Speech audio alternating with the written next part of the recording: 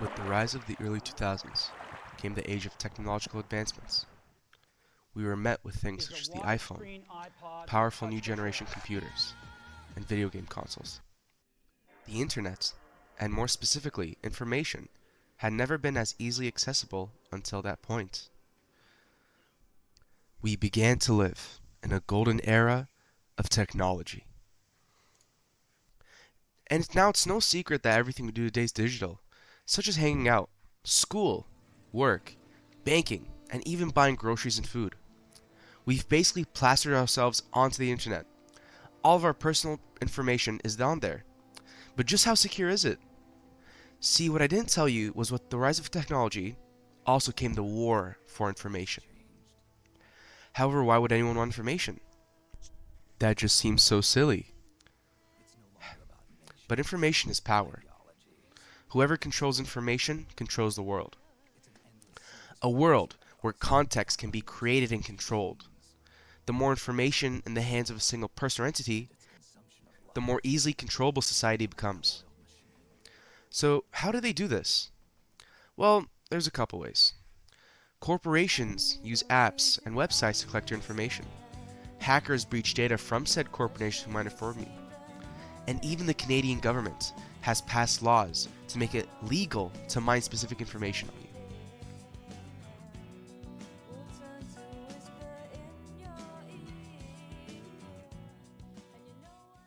Since the popularization of the internet, a company must promote their brand online in order to survive and thrive. This stands true today, especially since there are businesses that are fully based online. You've probably at least heard of social media, such as Facebook, Instagram, Twitter, and TikTok, to name a few. And I'm sure you've asked yourself, how do these companies make money if the apps are free? Well, the answer is, if the product is free, your data is the price you pay. Now I'm sure you're asking yourself, what form does your data come into? Well, whenever you put your name, like, a specific post, and put your age, your address, your religion, etc., that information is stored in a block of code with an identifier attached to it. That information is then auctioned and sold to the highest bidder. Now, who's buying this information, you ask? Advertisers are usually the customers. And it really isn't a big deal if it just stopped there. However, companies aren't legally bound to sell them to just advertisers. They can sell them to anyone they want, for any price as well. For example, the governments, law enforcement, and even just a guy with too much money on his hands. It actually still wouldn't be too big of a problem if it ended there, right? If they just tracked, stuff they're allowed to track, like, your age, your interests, your countries that you're from, your friends. But it doesn't just stop there. They even track your location patterns too. Recently, Tim Hortons got investigated and was found guilty on tracking immense amounts of location data. Tim Hortons tracked when you entered a competitor's territory, how often you visited the restaurant, when you were staying home, when you left work, even when you left the country. Why would you want anyone to have access to this information, let alone a corporate entity who can sell this data?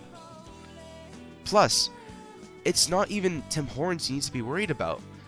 It's anyone who wants to buy that information off of Tim Hortons is looking to harm you. And the worst part is, it's not like you can just use a separate account or anything like that either, since they can still track the data that comes from that account. Not to mention that if, for some companies, specifically Facebook when it comes to Meta, if they find you using an account that does not correlate to your actual personal account, specifically your email of course, they will ban you from their services. That it does include Facebook, that includes their Oculus services, that includes Instagram, WhatsApp, and every single other branch that they own. Now, as bad as that sounds, that still wouldn't be your biggest issue. And that brings me to my next point. Data breaches. What is a data breach, you might ask? Well, a data breach is when a company's servers that host the data, the bits of code that contain all their information stored on you, is broken into and released to the public. And I don't think I have to tell you why that's horrible. Now, these cyber attacks can range from your login information for personal websites are being released to even intimate details such as, medical documents, social security numbers, highly sensitive personal information, and much, much more. When personal data is compromised, the leakage can cause irreparable damage to the individual while having little to no impact on the corporate entity responsible. This loss of privacy creates an opportunity for identity theft that's served on a silver platter, enabling cybercriminals to exploit stolen data and to impersonate individuals, gain access to their financial accounts, or carry out fraudulent activities. As a result, victims often suffer severe financial losses, damages to their credit score, and are faced with difficult and long process of reclaiming their stolen identity. The fear and trauma associated with having one's private information exposed for everyone to see further increases the distress caused by these incidents. Moreover, the aftermath of a data breach entails a long and expensive recovery process for the individual. Victims must dedicate significant amount of time, effort, and resources to just mitigating the damage and trying to just cut their losses and get back what they can. And we're not even mentioning the psychological and mental toll that these incidents can give out, such as heightened levels of anxiety, stress, PTSD, general distrust for the people around you, specifically the corporate entity that harmed you, and just much, much, much more. And it's sad for me to say, data breaches aren't that uncommon either. In 2021 alone, there were 1,291 data breaches that occurred. And it is estimated to be around 500,000 companies in the world. 100,000 of those being from North America. While that makes the amount of data breaches happening not seem like a big number, keep in mind that a lot of these companies are tied to each other and store data for each other. There are many companies that outsource their data storage to other companies. This further proves that the laws set in place in order to protect us from data breaches is still not enough.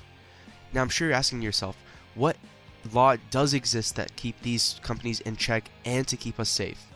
Now, we don't really have a set law to keep us in safe. However, we do have something called PIPEDA, which is the Personal Information Protection and Electronic Documents Act. Now, what PIPEDA does is they monitor and regulate the companies that store data. However, it's only when people request it, and even at that point, it still takes at the very least a month for them to get around to begin the investigation, which just shows that they still don't do enough even if we have these laws set in place. In fact, in Canada, we've recently passed a bill that undermines this whole operation. In fact, this bill is such a big breach of our privacy, it's the first of its kind that we've seen. This bill, of course, being Bill C-11. Bill C-11, also known as the Online Streaming Act, is a bill that has widespread concern due to its implication for our privacy and information control. The bill grants Canadian Radio, Television and Telecommunications Commission, or for short CRTC, new powers with the purpose of preserving Canadian culture and promoting local content creators. However, the exact nature of the powers given to the CRTC by Bill C-11 raises questions. Under this bill, the CRTC would possess authority to regulate and monitor all online audiovisual content. This means that everyone's online activity will be not only monitored, but regulated if deemed not Canadian enough. Not to mention, individuals would find themselves directed towards specific content while having other content deliberately hidden or restricted. For reference, this could be used to block out specific news or specific things that the Canadian government doesn't like or want you to see, while pushing more propaganda and making the Canadian government seem higher than it really is. This level of control over people's experiences online reflects the very essence of what we discussed earlier in this essay. The control of information to create context. And keep in mind, by the way, it's your privacy being violated used to control that information. More disturbingly, the Canadian government does not seem to be in a hurry to reverse or even address the concerns raised by this bill. Now, I'm sure you're saying, okay, but they had good intentions. They want more Canadian content to be pushed. Maybe we can fix the bill. However, that's the issue. We can't fix the bill. The ideology of the bill itself comes from a flawed place. It comes from the idea that we need to control what our citizens are seeing. There is no way you can fix that at all. And that's what makes this bill so much more concerning. Because the government is telling you to your face, we will watch you, we will control what you watch, and you will be okay with it. In conclusion, the inadequacy of Canadian laws to safeguard individuals from data mining and theft has far-reaching implications for privacy and information security. It is essential to enhance transparency around surrounding data collection practices if we want a better trajectory for the future. From the alarming prevalence of data breaches and the continuous manipulation of personal data by corporations, highlight the urgent need for stronger legal frameworks. Moreover, the expanding powers of the government, as seen in bills like C-11, raise concerns about the erosion of individual privacy rights. To address these issues, policymakers must prioritize the development and enforcement of comprehensive and robust legislation that effectively protects individuals' digital privacy rights. By implementing stricter regulations and security standards, we can create an environment where individuals can confidently engage in online activities without fearing their personal information being exploited. These laws should not only focus on preventing data breaches, but also on holding companies accountable for their data handling practices, such as stricter penalties for non-compliance, regular audits, and mandatory disclosure of data breaches can serve powerful deterrents against negligence and malpractice. And hopefully, soon, we can live in a better future.